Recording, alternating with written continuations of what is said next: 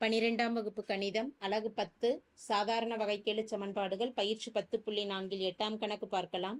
y = a cos bx என்பது d2y/dx² + b2y = 0 எனும் வகைக்கெழு சமன்பாட்டின் தீர்வாகும் என காட்டுகன்னு கேட்கப்பட்டுள்ளது.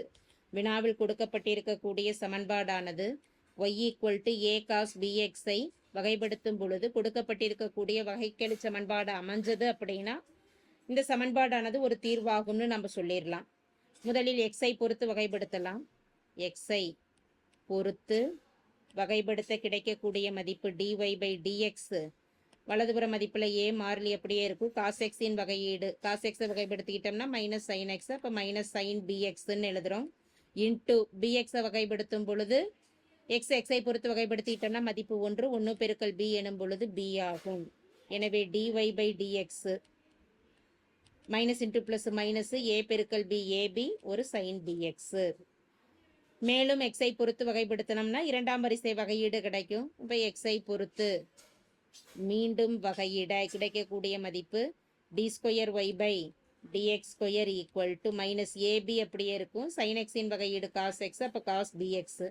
bxஐ வகைப்படுத்திட்டோம்னா b × 1 எனும் பொழுது மதிப்பு b ஆகும். இப்போ d2y/dx² ஆனது மைனஸ் a, இதில் b × b² மட்டும் வெளியில் எடுத்துட்டு a cos bxக்கு பதிலாக ஒய்ன்னு பிரதியிடலாம். எனவே அந்த உறுப்புகளை தனியாக எழுதிடலாம். -b² × a cos bx.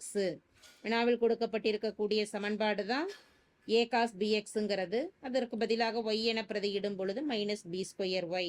தேவையான வகைக்கெழு சமன்பாடு வேணுங்கிறப்ப -b²y இடதுபுறம் கொண்டு வந்துடலாம்.